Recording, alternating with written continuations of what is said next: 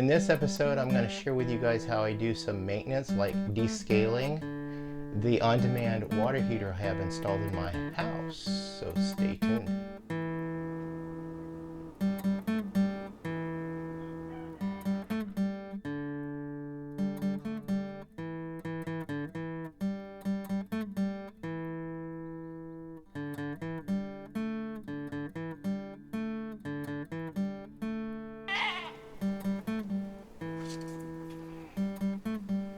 Hey folks, welcome back to Pine Meadows Hobby Farm. I'm your host, Jerry Hanson. I installed this Bosch on-demand water heater. This particular water heater is good for an off-grid application because it doesn't use any electricity or battery power at all.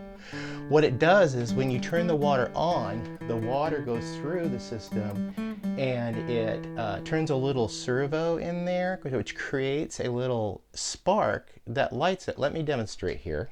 So I turn on the hot water. This lights and it indicates we now have hot water going through there. Yeah, there's a flame in there. So we are on a well. There's a couple of problems with being on wells that can compromise the correct operation of my Bosch on-demand water heater. Number one is we get sediment. There's a little screen in there and there gets sediment that blocks the screen. Well, I'm going to show you what you can do to clear the sediment out and increase the flow.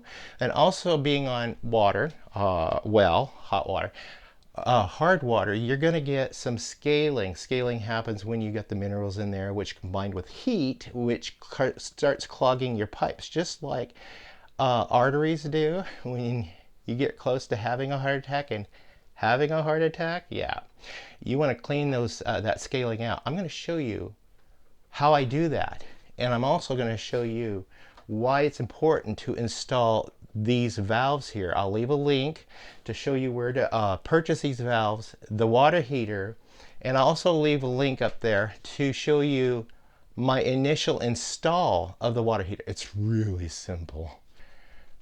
Now I do want to point out that I installed the water heater over the utility sink. That way, if God forbid I should ever have a leak, it just leaks right into the sink, and my insurance company loves me for that. Yep. So I've mitigated damage just simply by doing that. I want to point out they do make different models. They make an LP model, which this is liquid propane gas, and they do make a natural gas model, and they do make an all-electric model for these things. But this particular one runs on propane, which is serviced by my propane service. So when the power goes out, as long as we have power in the well, we have water. We have hot water.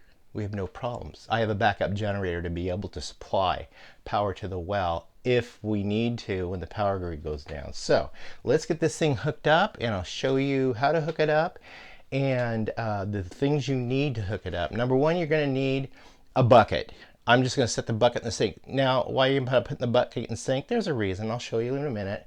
We also need one of these pumps. I got this pump. We're going to set that in the bucket, and then we're going to attach the hoses accordingly to the appropriate valves. And then you need an acid solution. I picked vinegar. You could get muriatic acid. Also, either one will work. My plumber friend across the street from me indicated that he uses the muriatic acid, but he also says the acidic content in the vinegar, they will do the same thing. So,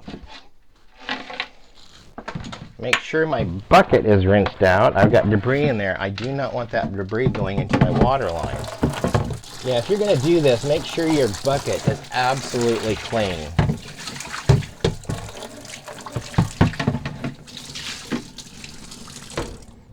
Set that aside.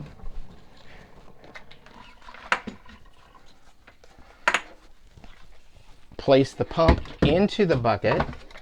Now you're going to want to turn off the water valves. This is the cold water coming into the unit, and this is the hot water servicing out through the rest of the house. So now when you turn on a faucet, nobody's going to get any hot water. You'll still get cold water because that ties in under the house and services up, but no hot water right now until I get this finished. So now we remove these caps.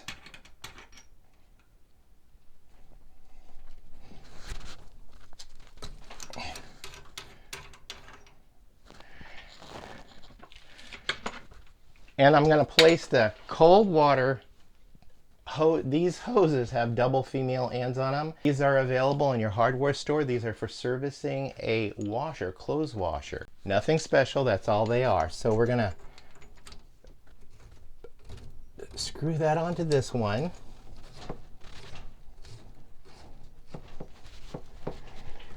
Now for now, we're going to stick the other end to the bucket. And I'll explain in a minute why.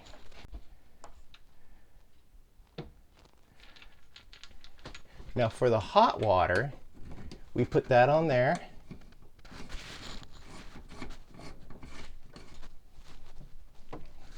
Make sure you have washers in there. And then you attach this to the outlet on the top of your pump. Now since I got water going through here, I'm going to turn this off. This is my off button. I'm also going to take the extra step and turn off my gas service to the unit. Now you don't really need to turn off the gas, but I just do it. I just don't want to incur any problems. So now we're going to add the acid. I'm adding 2 gallons of this acid.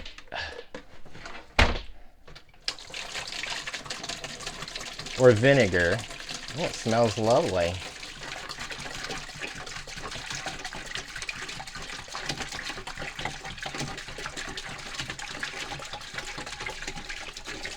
Okay, I'm just going to fill it up just to the top of the pump. I do need to make sure there's enough fluid in the bucket, because once this starts going, it's going to fill the chambers up here, so a lot of that's going to draw out. So you always want to make sure your pump is not going to be running dry.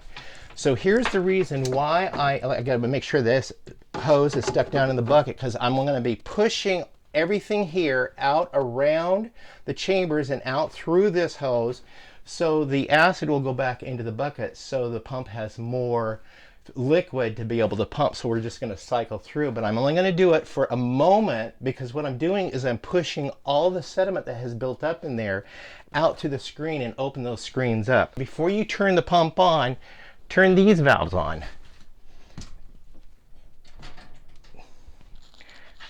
Now we plug it in and push the water back through the system.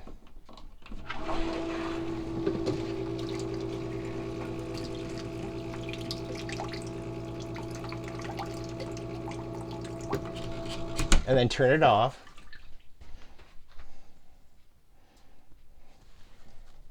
And now I turn my valves off, disconnect this hose, and connect, because we want it to circulate going the correct way.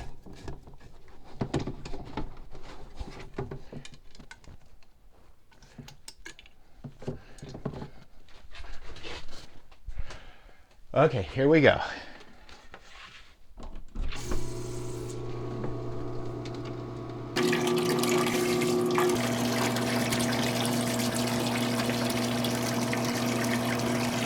Okay, then just turn your valves off, remove your hoses, and don't forget to replace these caps right here.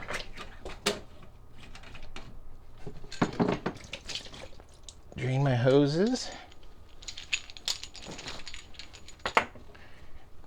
Remove this from the from the pump.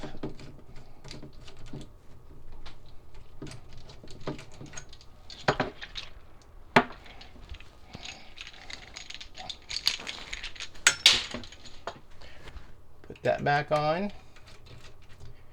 Turn the gas on. Turn the power on. Open the water valves.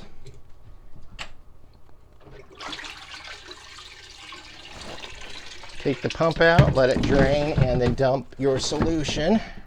This is safe for your septic.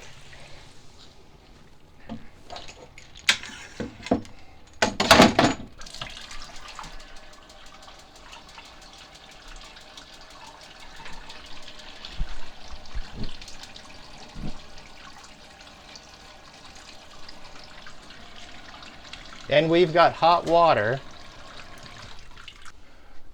And that's my demonstration of back flushing the sediment out and then flushing the acid through to clear out the scaling and increase your water flow through the Bosch Therm water heater. This works on all water heaters. You just gotta flush them every once in a while. Helps to have the bucket, have the pump, have those two hoses, and either muriatic acid or vinegar. That'll help. Well, I'm Jerry Hanson, your host on a Homestead DIY project of descaling your own on-demand water heater. Stay tuned to more videos. You can do that by subscribing, then clicking that bell icon. That alerts you to new videos as I do upload them. Something else you can do for me is click that share button, sharing my videos on your social media platforms. It helps us out. Please give us a thumbs up liking the show, and that helps with the algorithms. Please leave a comment or question, and always be safe, and please always be kind. We'll see you guys in the next episode, right? Bye-bye.